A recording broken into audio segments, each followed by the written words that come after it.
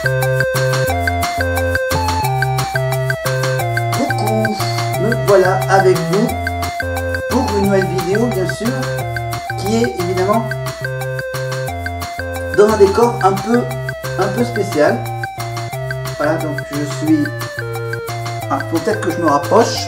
Voilà, pour que j'occupe une grande partie de l'écran.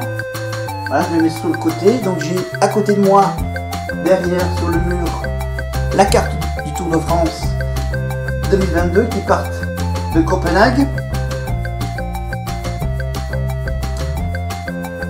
Voilà.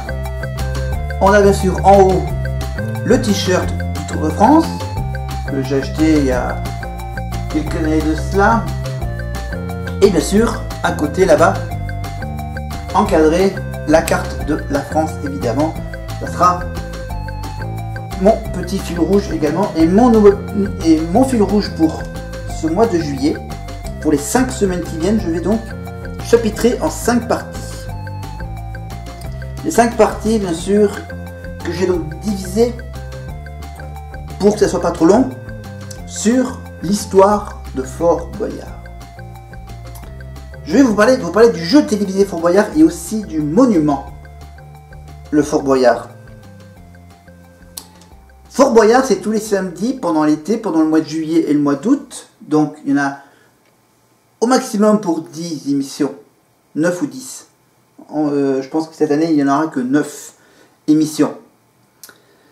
On va pas parler bien sûr des nouveautés, etc., tout ce qui change pour cette année, mais on va parler du jeu de façon générale.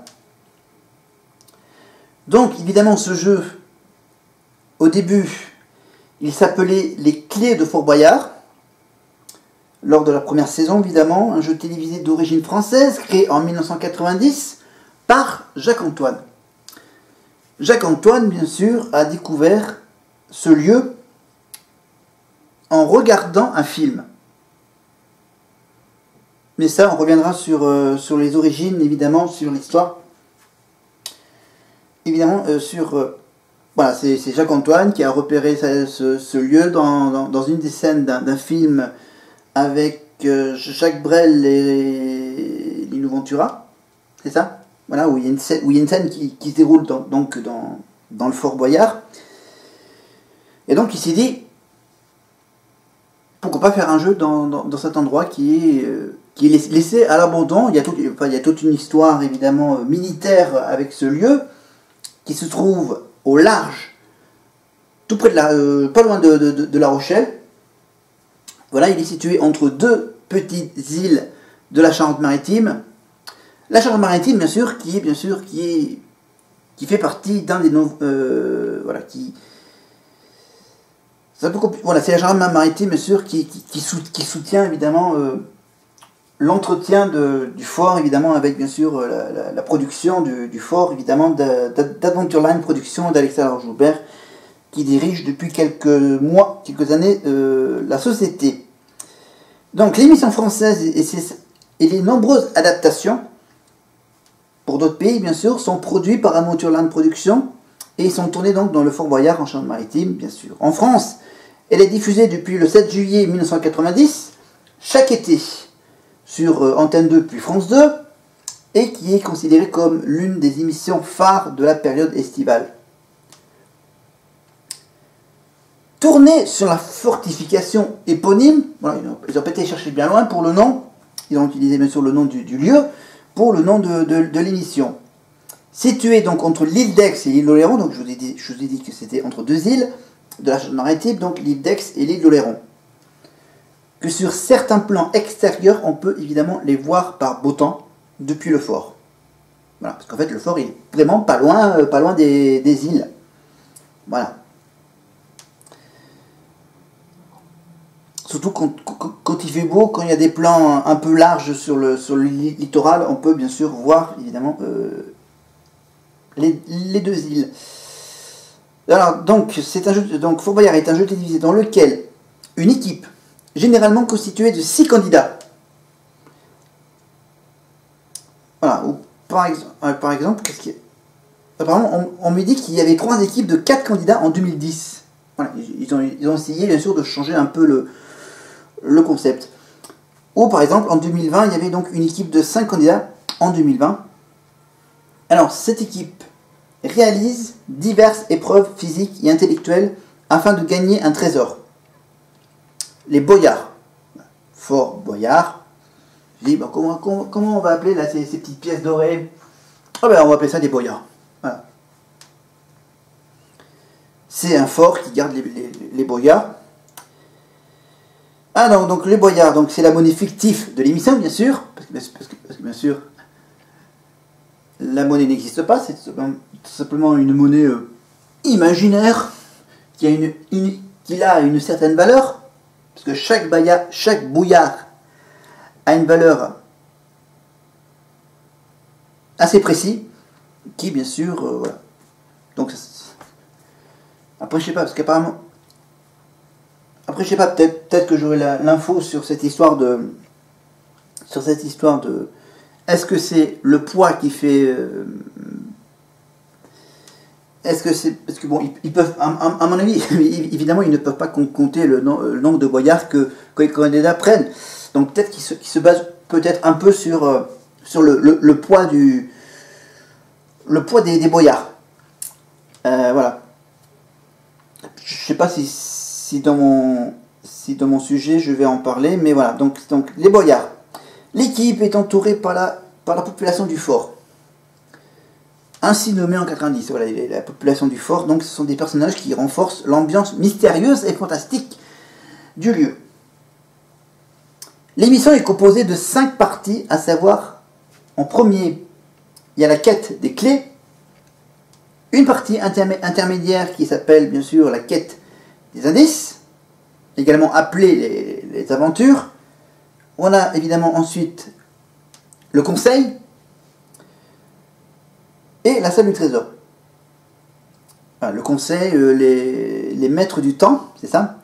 Le conseil avec les maîtres du temps, bien sûr, et la salle du trésor avec les tigres, avec Felindra et tout ce qui s'ensuit. Dans la première partie, l'équipe doit récupérer les clés. 7. Voilà, à l'époque, on devait en prendre que 7. Et finalement, ils se sont dit, bon, voilà, c'est vite fait, 7. Allez, pour un peu faire durer un peu le plaisir, on va en rajouter 2, voilà, 9. Bon, bizarrement, ça tombe encore sur un chiffre impair de clés. Qui ouvre la grille de la salle du trésor. Voilà, le moyen d'ouvrir la salle du trésor, il faut qu'il trouve des clés. Et pour trouver des clés, il y a des épreuves. Et les épreuves, il y en a qui sont faciles, et des épreuves qui sont un peu plus difficiles. Donc voilà, et donc il faut qu'il y ait les 9 clés, monsieur, pour pouvoir faire ouvrir les portes de la salle du trésor. Et normalement, ils ont donc dans le temps de 50 minutes. Voilà, les 50 premières minutes de l'émission, c'est la chasse des clés. Évidemment, comme c'est enregistré, évidemment, en réalité, bien sûr, la chasse des clés, bien sûr, dure un peu plus longtemps que 50 minutes. Voilà. Sauf que, bien sûr, c'est un montage de 50 minutes de tout ce qu'ils ont vécu dans la chasse aux clés. Voilà. Parce que, bien sûr, il n'y a pas beaucoup de caméras. Voilà. Ils enregistrent plusieurs petites séquences. La séquence où ils courent entre chaque épreuve, et ensuite, bien sûr, le tournage de l'épreuve en elle-même.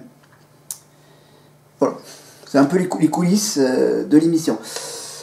Alors, donc j'en étais voilà. Les épreuves physiques. Donc, il y a aussi, bien sûr, l'épreuve des énigmes du père Fouras. Voilà. Au début, bien sûr, ils se sont dit, tiens, on va utiliser la fameuse petite vigie. La vigie du père Fouras. La petite tour qui surplombe le fort. C'est un peu le donjon du fort. La vigie, voilà, dans lequel ils ont commencé bien sûr à mettre le père Fouras là-dedans. Voilà. Pour faire un peu le maître du fort. Il est là-haut, dans la vigie. Tu dois aller trouver une clé. Aller chercher une clé en haut. en résolvant une énigme. Alors bien sûr, les énigmes, bien sûr, il faut que ça soit un peu difficile à trouver.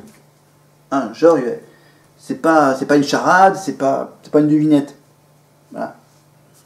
C'est juste des phrases, des définitions, des synonymes, hein, qui les orientent vers le mot-clé. Alors, la partie 1, donc ça c'est les épreuves physiques et les énigmes. Ensuite, on a donc la partie intermédiaire qui la suit, qui s'appelle donc la salle du jugement. Évidemment, c'est une partie qui n'existe pas dans les premières saisons de Fort Boyard. Voilà. Ils n'avaient pas encore l'idée de ce personnage de Blanche, la salle du jugement, depuis 2011. Ah mais ça fait quand même 11 ans que ça existe, donc la salle du jugement, et ça fait par défaut évidemment 11 ans que Delphine Vespizer joue le rôle de Blanche dans cette fameuse scène de la salle du jugement, alors, qui permet aux candidats d'obtenir les clés manquantes et de libérer les éventuels membres faits prisonniers pendant la chasse des clés, évidemment, et si jamais il ne se libère pas dans la salle du jugement, bien sûr, il se fait prisonnier jusqu'à la fin de l'aventure. Non. Pas vraiment. Non, pas vraiment. Voilà. Ils ont trouvé un moyen pour que le gars ne soit pas coincé pendant toute l'émission. Voilà. Le seul moyen de sortir, c'est de subir l'épreuve ultime de Willy Rovelli. Eh oui. L'épreuve de la dégustation. Voilà. Donc j'en étais où? J'en étais à la salle du jugement. Voilà. Via, donc c'est évidemment des petites épreuves, hein, des petits jeux, hein, des petits jeux de hasard. Non, c'est quoi? C'est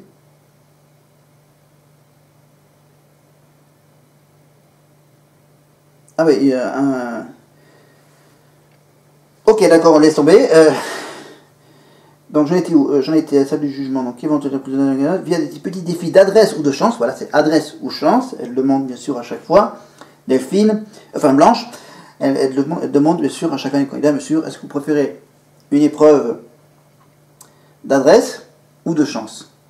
Donc l'adresse, évidemment, c'est faut qu'il y ait des bons réflexes.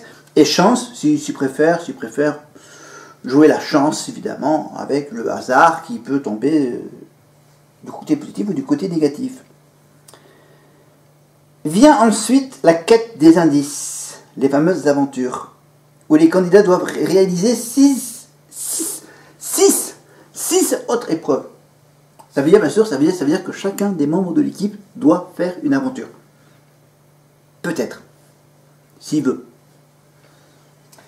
Et s'il veut pas, il peut utiliser un joker. C'est une des particularités qui n'a pas existé dans les premières saisons. Dans les premières saisons, les épreuves, tu es obligé de les faire. Là, depuis quelques années, on te propose le choix. Soit tu fais l'épreuve, soit tu peux utiliser qu'un seul joker sur une seule aventure. Donc voilà. Après, bien sûr, ça dépend de l'aventure dans laquelle il se retrouve, le candidat. Et oui. Les aventures, la plupart d'entre elles requérant de surmonter ses peurs ou de ses fameuses phobies, dans le but de récolter un maximum de mots indices. Ensuite, la partie suivante, bien sûr, la partie du conseil. Conseil, les maîtres du temps, avec bien sûr du temps en plus dans la salle du trésor, bien sûr. Ah, donc on parle donc du conseil. Le conseil est la partie du jeu où le temps passé en salle du trésor est déterminé en réalisant des épreuves. Voilà, en général, c'est sous forme de duel. Évidemment, le petit problème, c'est que bien sûr, il y a un candidat, et en face de lui, il y a une personne. Et cette personne,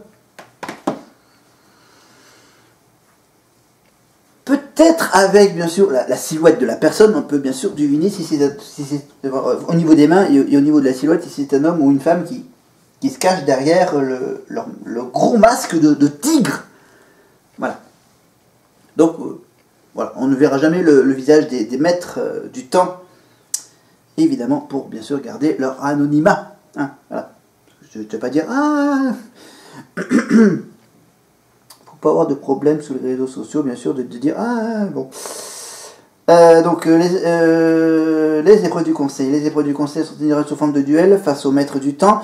Depuis 2013, les membres de l'équipe qui sont toujours prisonniers peuvent également se libérer à ce moment, avec un risque de perdre du temps dans la salle du trésor. Donc là, ils ont changé, je crois, non? Peuvent également se libérer à ce moment, avec un risque de perdre du temps dans la salle du trésor. Ah oui, mais c'est après le conseil qui a cette histoire de l'évasion, que les prisonniers peuvent également se libérer à ce moment, avec un risque de perdre le temps dans cette salle du trésor, bien sûr, le temps. Voilà, bon, il faut comprendre l'émission. Voilà, c'est un peu difficile à expliquer ça de vive voix, sans avoir les images, évidemment, voilà. Ah, donc le conseil, donc ensuite, bien sûr, il y a le candidat prisonnier qui s'évade, pour ensuite, bien sûr, alors, attends, faut que je descende, hop là, de ma tablette, et enfin, bien sûr, enfin, la salle du trésor, voilà, la salle du trésor, l'équipe doit trouver un mot code à partir des mots indices obtenus. Le valider en l'inscription sur le sol.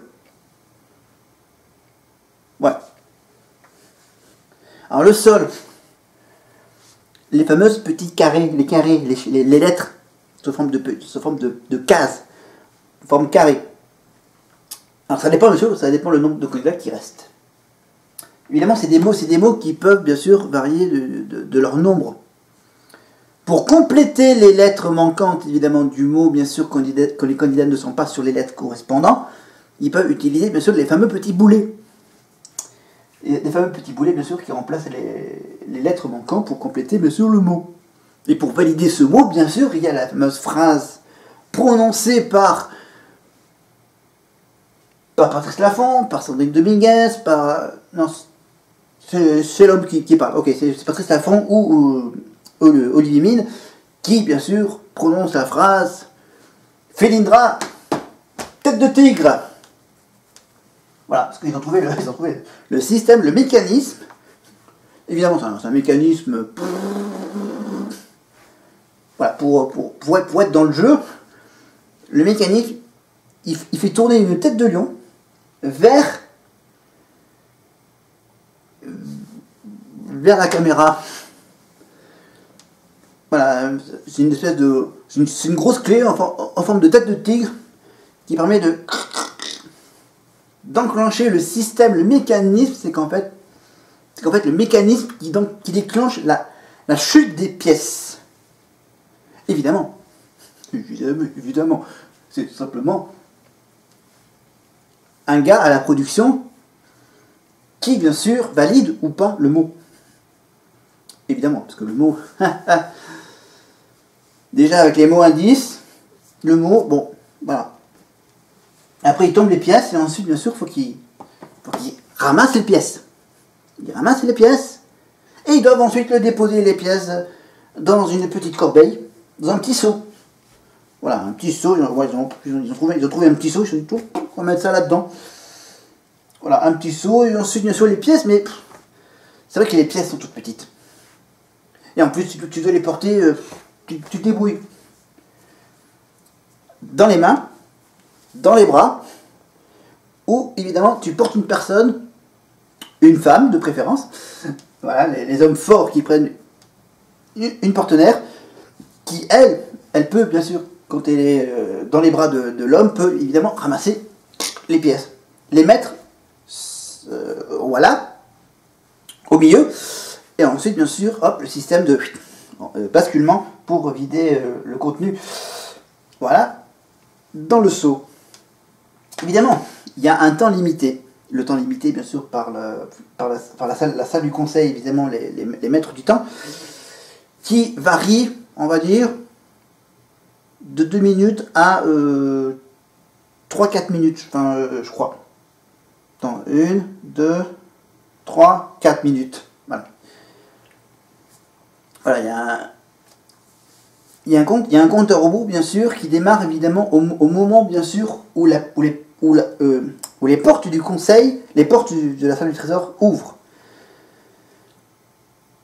Évidemment, au bout d'un certain temps, pour les 15-30 dernières secondes, il y a la fermeture de la grille, de la porte de la salle du trésor qui descend. Évidemment, le principe veut, bien sûr, c'est que tous les candidats sortent de la salle du trésor avant que la porte se ferme complètement. Mais ils peuvent ramasser les pièces qui sont tombées par terre jusqu'à ce que la porte soit totalement fermée. Dès que la porte est totalement fermée, ils ne peuvent pas ramasser les pièces qui sont par terre. Toutes les pièces qui sont par terre après, quand la porte est fermée, c'est des pièces perdues. C'est bête, hein. Voilà, mais en principe, voilà, ils y débrouillent bien pour ramasser toutes les pièces qui sont par terre. Voilà, et ensuite, bien sûr, ils se regroupent tous autour du récipient final, le récipient qui permet de peser le poids des pièces pour ensuite, bien sûr, estimer avec, bien sûr, l'affichage en hauteur, affichage de la somme, évidemment. Bien sûr, dans les premières saisons, évidemment, c'était un affichage classique digital de la somme. Là, bien sûr, comme c'est un peu plus moderne, affichage un peu plus digital, un peu plus numérique de la somme, évidemment. Voilà. Et après, bien sûr, bien sûr, la fin est à peu près la même. Voilà. À l'époque, dans les premières saisons, ils prenaient tout le contenu, évidemment, toutes les pièces dans un sac. Dans un sac, oui. Dans un sac en toile, et hop, il repartait. Voilà. Là, comme depuis 4-5 ans, il y a bien sûr la fameuse petite partie bonus. La petite partie bonus, évidemment, la deuxième partie. Alors, je regarde si tout ce que j'ai dit correspond à ce qui est marqué. Alors, l'équipe doit trouver le mot code à partir des mots indices obtenus. Le valide en inscrivant sur le sol de la dite salle. Et récupérer le plus de pièces possible si le mot trouvé est correct. Cela dans le temps imparti gagné au conseil.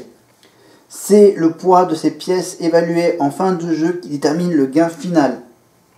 Cet enchaînement de parties s'est construit progressivement ainsi en 90. Seul existait la quête des clés et la salle du trésor, laquelle refermait à l'époque divers coffres ouvrables grâce aux clés. À l'époque, c'était un peu bizarre. En 92, dès 91, la quête des indices est créée et la configuration de la salle du trésor devient celle que l'on connaît aujourd'hui. En 1992, une partie intermédiaire est ajoutée entre la quête des clés et les indices, qui donne aux prisonniers une chance de libération. Cette étape du jeu est régulièrement modifiée. À l'origine, si elle est facultative, elle devient récurrente en 2003 et permet, selon les saisons, de libérer les prisonniers, de récupérer les clés manquantes, d'obtenir l'accès au conseil ou de récupérer une somme d'argent bonus et ajouter au trésor récupéré. L'émission est complétée par le conseil dès 1995, d'abord placé avant la quête des indices, puis déplacé avant la salle du trésor en 2006.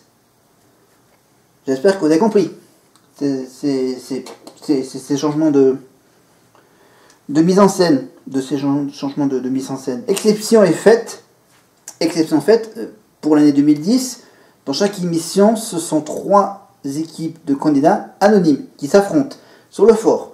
Dans une première manche, l'équipe cuivre, entre guillemets, et l'équipe titane, entre guillemets, tente de se qualifier en collectant un maximum de clés qui ne jouent aucun rôle particulier. L'équipe ayant obtenu le plus affronte alors l'équipe des champions, des gagnants de l'émission précédente. c'est un peu, voilà, version Fort Boyard, mais un peu au maître du midi, ou encore à tout le monde de prendre sa place. Voilà, et de façon hebdomadaire, avec bien sûr de façon collective.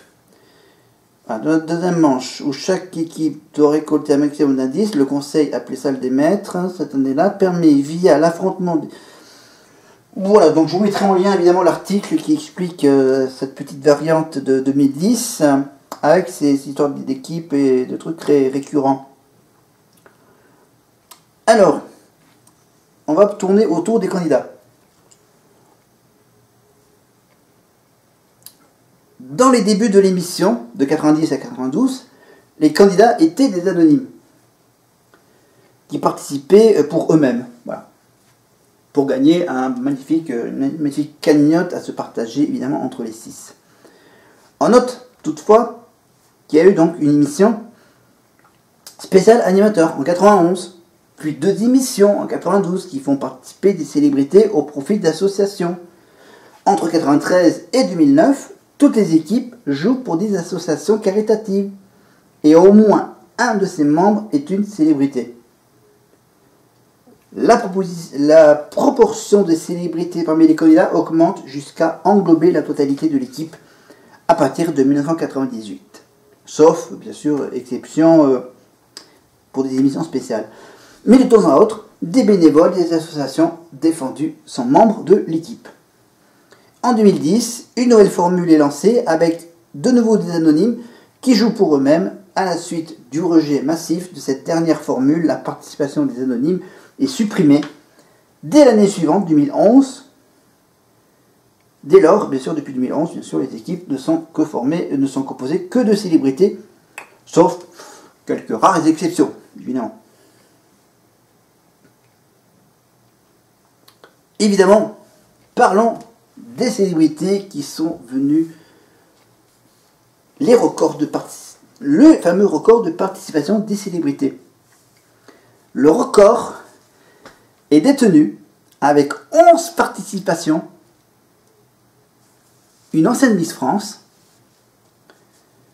qui est animatrice radio, qui est mariée, qui a, je crois qu'elle a, si je ne me trompe pas, 4 enfants, dont des jumeaux, je crois. Voilà, elle a été, je crois, conseillère municipale de Picardie. Voilà, Miss France, Miss Europe. Eh oui, pour ceux qui ne savent pas, elle a été élue Miss Europe. Et donc, voilà, et donc depuis, bien sûr, on la retrouve donc tous les matins à la radio. Je parle évidemment. Alors, les 11 participations, c'est 2001, 2003, 2008, 2009, 2011, 2012, 2014, 2018, 2019, 2021 et bien sûr 2022, cette année évidemment, qu'on la retrouvera peut-être avec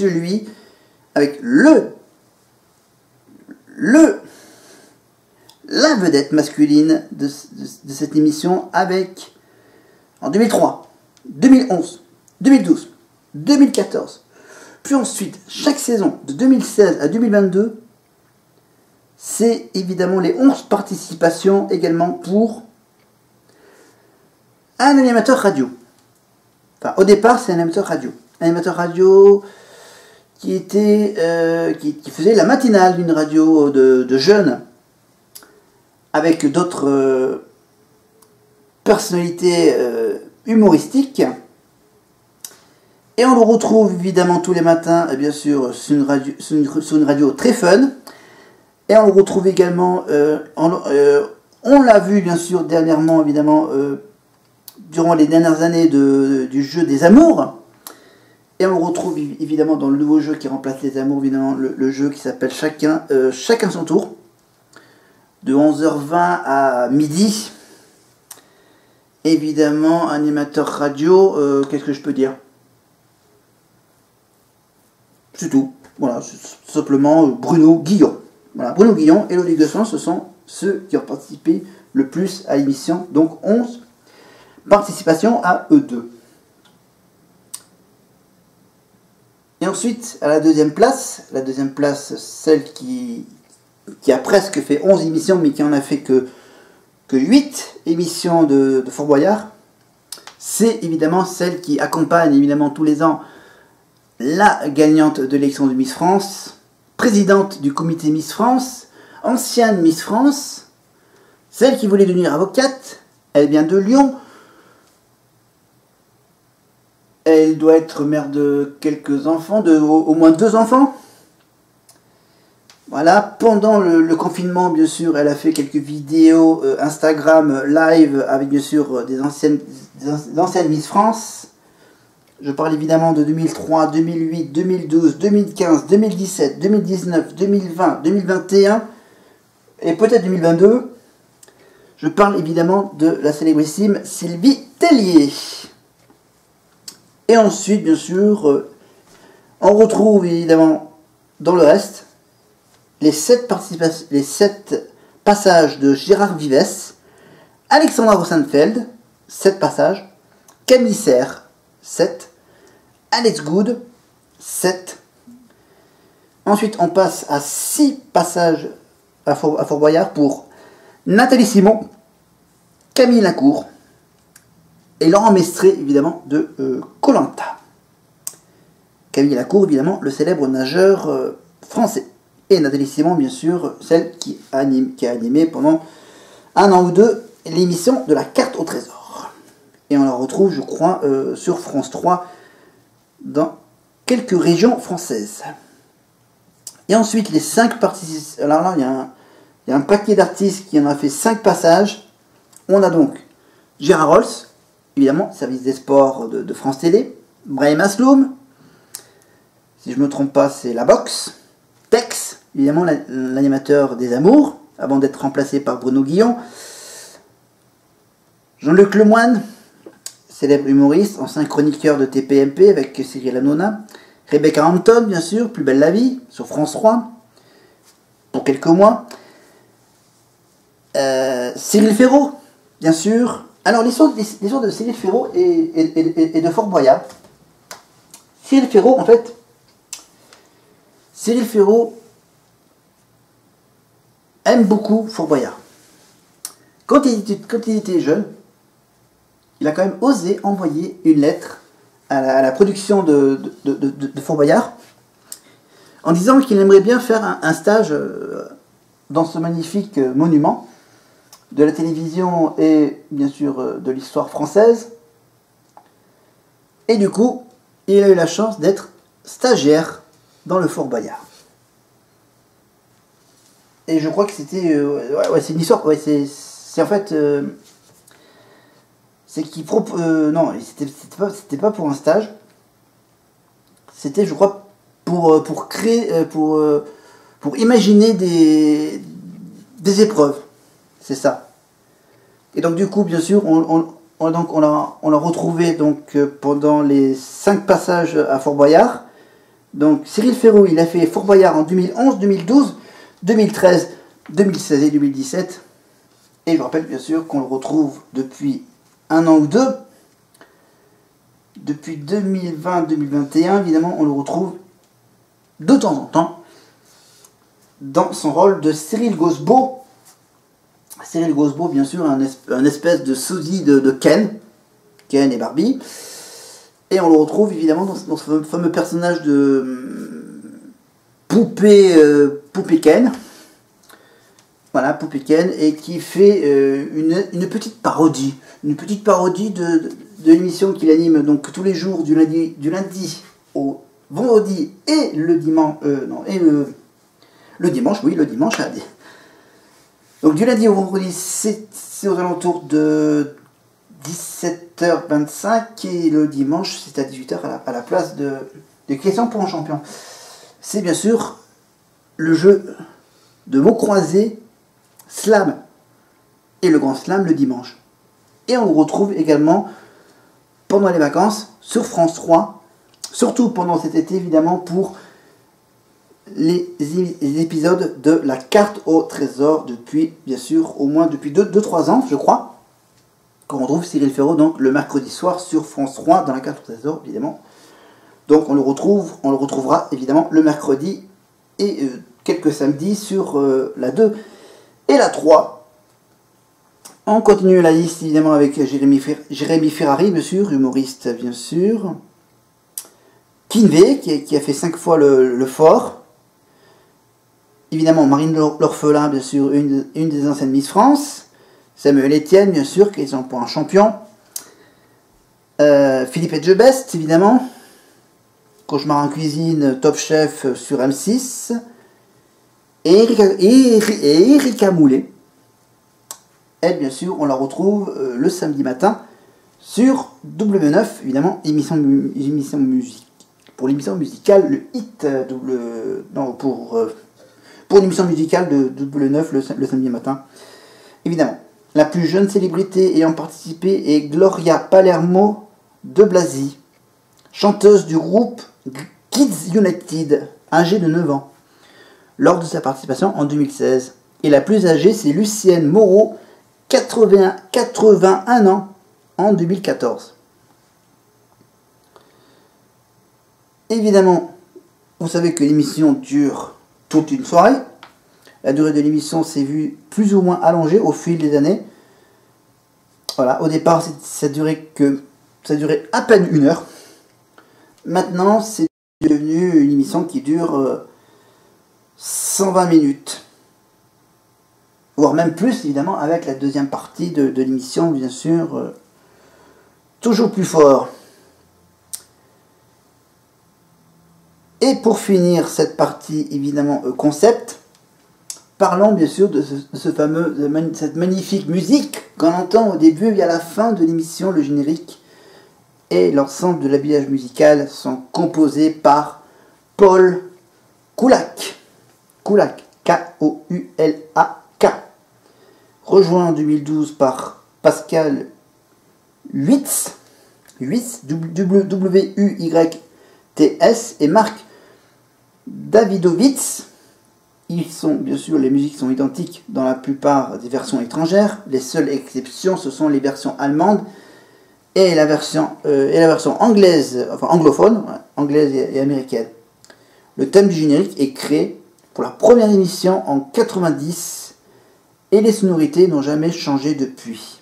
Il a néanmoins été, bien sûr, retravaillé pour être dans l'air du temps. À plusieurs reprises en 91, 93, 95, 96, 2000, 2003 et 2016, et la version 2003 continue toutefois à être utilisée pour la séquence de la récolte du trésor depuis 2016 évidemment, parce que bien sûr ils ne peuvent pas trouver mieux comme musique pour cette partie de l'émission. Quelques musiques utilisées dans l'émission ne lui sont pas propres. Par exemple, la musique qu'on entend lors de la séquence d'introduction de l'émission spéciale Noël de 2012 est extraite du film Maman, j'ai raté l'avion. Ou encore celle de l'émission spéciale Noël, spéciale Nouvel An, du film I Need to Be Noël, et celle de la saison 2013 est une recomposition du générique de la série Game of Thrones lors des 30 ans de l'émission en 2019, la séquence du voyage dans le temps utilisée. Enfin, il utilise bien sûr la fameuse. Bah oui. Pour la séquence de l'épreuve du voyage dans le temps, évidemment, avec bien sûr Patrice Laffont qui joue le rôle d'un. Qui joue un peu son rôle, enfin un rôle un peu étrange, de l'ancien animateur qui s'imagine être dans les années 90, alors qu'il est dans les années 2000, 2010 même, voilà, et qui fait participer, évidemment, qui fait revivre évidemment les anciennes épreuves, bien sûr, à ces fameux candidats, donc voilà. Et depuis 2003, la musique est diffusée en fond lors de chaque épreuve, ce qui n'était pas le cas, sauf exception, dans les saisons précédentes. Voilà, donc j'ai tout lu ce qui est marqué sur ma tablette, donc voilà, comme c'est vachement long, donc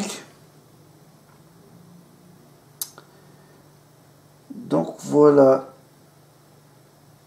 Donc après, bien sûr, il y a les règles du jeu. Comme c'est vachement long à lire, je suis en train de feuilleter cette histoire de... Voilà, les règles du jeu, les règles actuelles.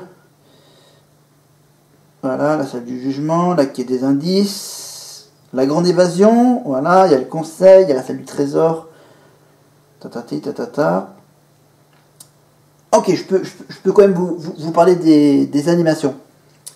En 90 et 2009, c'est un duo mixte qui anime l'émission. L'animateur était le maître du fort. Il accueille les candidats devant les épreuves et il présente brièvement chaque épreuve. Selon les règles en vigueur, en fonction des saisons, il peut désigner les candidats qui les réalisent et bien sûr préside le conseil des maîtres du temps. L'animatrice accompagne les candidats durant le jeu, leur explique les épreuves et leur donne des conseils, les encourage et les alerte.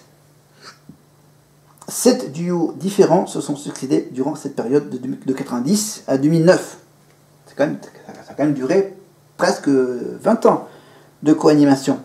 Il y avait tout d'abord Patrice Laffont et une certaine Marie Talon pour les 9 premières émissions de 90. Ensuite, il fallait bien sûr trouver une vedette qui accompagne le maître. Patrice Laffont et Sophie Davant pour les 6 dernières émissions de 90 et la saison 91. Patrice Laffont et Valérie Pascal, qu'on la retrouve évidemment sur M6, dans M6 Boutique en 92. Patrice Laffont et Sandrine Dominguez de 93 à 99. Sandrine Dominguez, donc on la retrouve dans des émissions de décoration de maison sur la chaîne Teva, dernièrement. Jean-Pierre Castaldi et Sandrine Dominguez de 2000 à 2002. Jean-Pierre Castaldi, monsieur, le père de Benjamin Castaldi. Évidemment, acteur évidemment célèbre de théâtre et de cinéma, bien sûr. Dernier passage cultissime au cinéma dans le rôle d'un Romain dans Astérix et Obélix. Astérix et Obélix, c'était le premier. Voilà, le premier Astérix et Obélix, bien sûr, avec bien sûr Clavier et Depardieu. Voilà. Donc, je parlais évidemment de Jean-Pierre Castaldi. Ensuite, depuis 2003, c'est bien sûr toujours Olivier Mine qui joue le maître de cérémonie avec 2 co-animatrices. Il y a eu d'abord, bien sûr, Sarah Lelouch, la fille de Philippe Lelouch, réalisateur de films français très connus.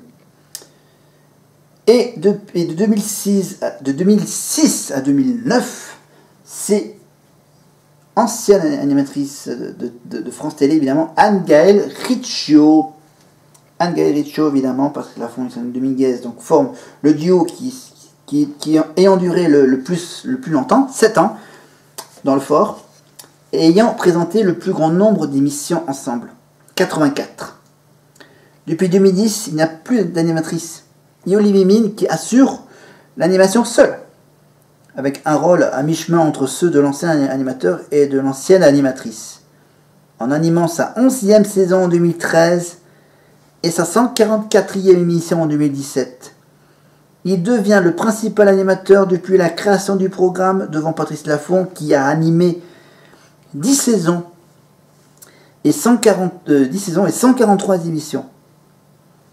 Évidemment, à l'exception de Marie Talon et Sandrine Dominguez, tous les animateurs et animatrices ont participé à l'émission en tant que candidats, avant ou après l'avoir animé. Par ailleurs, Olivier Mine est le seul animateur à avoir participé à une version étrangère de l'émission. Eh oui, parce qu'en 2007, comme tout le monde le sait évidemment, Olivier Mine est d'origine belge. Il est un animateur, bien sûr, belge. Et donc, du coup, il a eu la chance de participer à la version belge du jeu Fort Boyard en 2007. Voilà. Alors là, je vois... Évidemment, Jean-Pierre Castaldi, voilà, quelques mots sur les animateurs. Jean-Pierre Castaldi, bien sûr, qui a participé en tant que candidat en 99 et en 2009, on lui a souvent reproché son côté exubérant et ses petits excès vocaux, malgré le fait que son contrat expirait en 2003. Il est congédié en 2002, après une saison en demi-teinte en ce qui concerne les audiences. La production de l'émission de France 2 souhaite renouveler l'image du jeu en profondeur. Voilà, parce que bien sûr, les histoires durant ces années-là, 2002, c'était pas facile à comprendre. Parce qu'il y avait une histoire de couleur du jour. Voilà, il complexifiait un peu l'émission là, avec cette histoire de couleurs. Voilà, où il fallait trouver deux couleurs, ensuite trouver le mélange des deux couleurs, enfin, tout un cheminement un peu spécial. Évidemment, il y avait après, bien sûr, on parlera évidemment des personnages du fort, évidemment, avec la boule, Passepartout, Passe-Temps, Passe-Muraille, la bohémienne, il y avait qui? Ah, il y avait une espèce de Félusine, c'est ça? Félusine, et ensuite il y avait la sauvageonne, le pirate, on avait bien sûr l'épreuve avec un magicien évidemment pour l'épreuve du Bonto. Voilà, il y avait, bien sûr on reviendra aussi sur les épreuves cultes évidemment, l'épreuve de la tête chercheuse, l'épreuve, ok, on parlera un peu des cylindres évidemment, l'épreuve des cylindres, les épreuves qui se passent à l'extérieur, et le saut à l'élastique, on parlera de la catapulte, moment culte à voir sur YouTube, évidemment, chercher catapulte avec Marie Pervenche, non, avec c'est celle qui voit Marie Pervenche, ah merde, je l'ai oublié, c'est pas grave. Voilà, la catapulte dans le fort. Il y a aussi l'épreuve de la cloche. Voilà, ensuite, t'as quoi comme épreuve culte? Le cylindre, bien sûr, les dernières saisons avec Willy, bien sûr, le restaurant avec Willy, épreuve de dégustation bizarroïde. Voilà. Ensuite, j'essaie de me rappeler de quelques épreuves. Voilà, mais voilà, je vous rassure, vous pouvez bien sûr retrouver évidemment quelques émissions, quelques anciennes émissions sur YouTube, voilà, vous cherchez, vous tapez Fort Boyard et vous trouverez plein de vidéos. Voilà, voir des émissions des années 90, les émissions des années 90. Et j'ai même retrouvé un coffret DVD, le best-of Fort Boyard sur les meilleurs moments des 15 ans, les 15 premières années d'aventure, les coulisses du tournage, le bêtisier également. Et également dans ce coffret DVD, il y a deux bonus exceptionnels en cadeau. L'émission mythique de 96 avec Bruno Solo, Jean-Luc Reichmann, Muriel Cousin, Gaël Le Forestier, Sylvain Mirouf et Florence Attali. Et il y avait également aussi une émission spéciale enfant de juillet 2004. C'était pour fêter la 1000e de Fort Boyard. C'était avec Olivier Mine et Sarah Lelouch, évidemment. Et l'émission de 96, bien sûr, c'était avec Sandrine de Miguel et Patrice Laffont, évidemment. Voilà. Alors, est-ce que j'ai des infos à vous donner? Voilà. Alors, ce n'est qu'en 2006, bien sûr, qu'Olivier Mine accepte le titre de maître du fort, évidemment, porté par ses prédécesseurs. Il forme de 2006 à 2009 un tandem avec Anne-Gaëlle Richaud. En 2010, il présente la nouvelle formule, duel, seul, et joue le rôle d'arbitre, veillant au bon déroulement des règles du jeu. Ah ouais, il a même été la voix off de l'émission. C'était en 2010, bien sûr, avec cette histoire d'équipes diverses et variées. Dans Castaldi. Voilà, et après, bien sûr, il y a toute la grande époque de Patrice Laffont. Et les animatrices, évidemment. Donc, on retrouve évidemment Sandrine Dominguez. Donc, il y a d'abord Marie Talon. Ensuite, Sophie Davant. Sophie Davant qui a aussi fait qui a joué son rôle de candidate en 2000 et en 2001 et 2009. Voilà.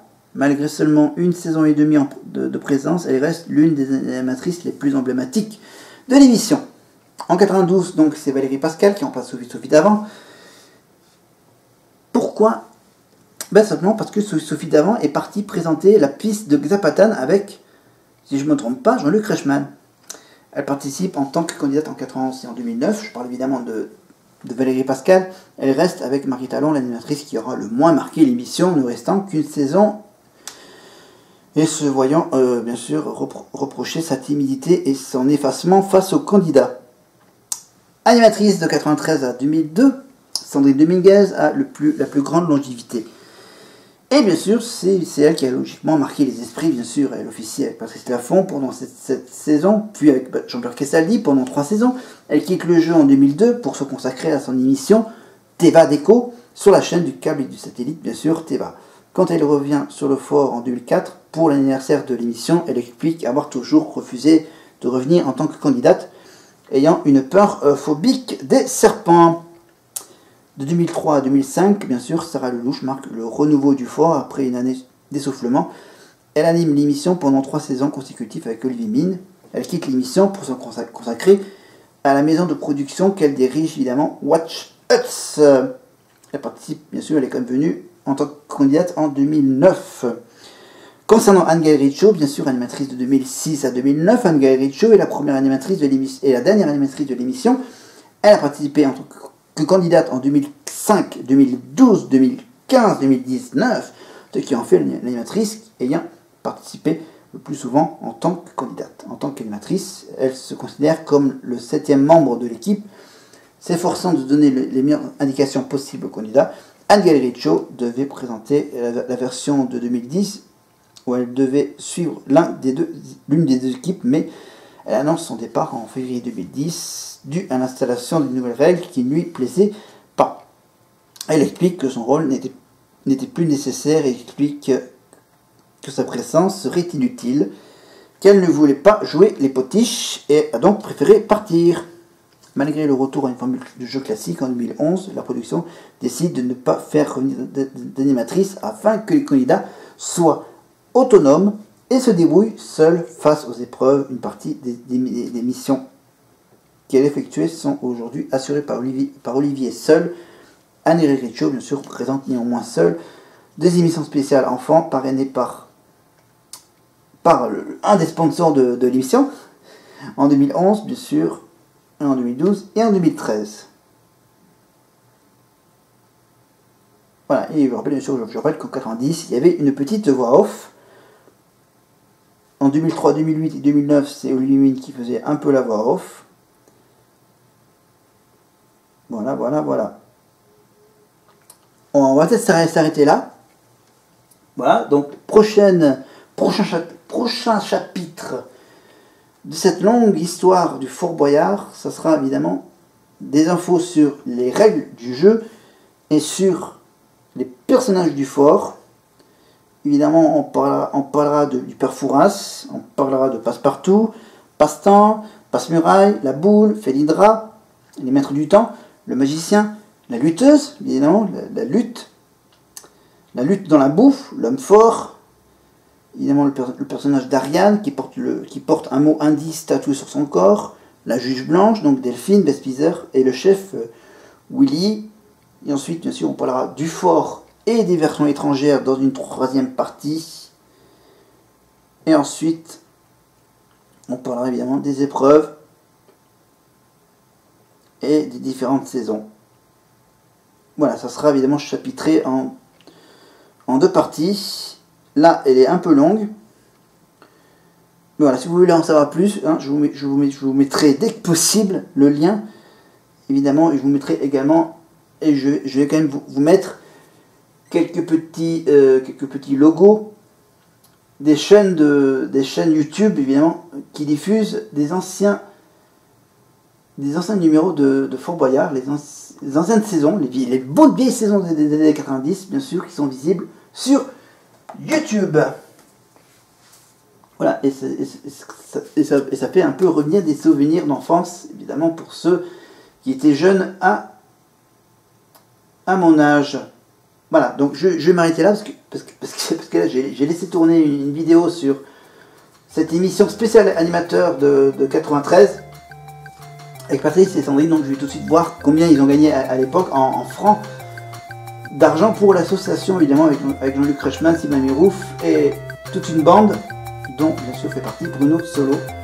Voilà, je vous laisse tranquille, voilà, j'étais un peu habillé en braqueur de banque. Voilà, hein. Et je rappelle bien sûr qu'il y a toujours le Tour de France qui a démarré et qui se poursuit pendant tout le mois de juillet, et donc ça sera aussi mon petit fil rouge, évidemment, le Tour de France. Dès que ça sera en France, on parlera évidemment du Paris-Roubaix et des épreuves alpines et pyrénéennes, avant bien sûr d'aller voir le combat Montreux au Cameroun et le grand final à Paris sur les Champs-Élysées. Voilà, d'ici là j'aurais fait d'autres vidéos bien sûr, je vais revenir également sur l'histoire politique, parler un peu de politique, expliquer un peu ce que c'est que la politique française, évidemment, dans une vidéo, donc je vais m'arrêter là parce que je vais hydrater. J'ai coupé le son bien sûr de la télé, évidemment, tout en regardant de temps en temps les images de l'époque. Enfin bon, le bâtiment ne change pas, mais c'est les personnes, les épreuves qui changent un peu.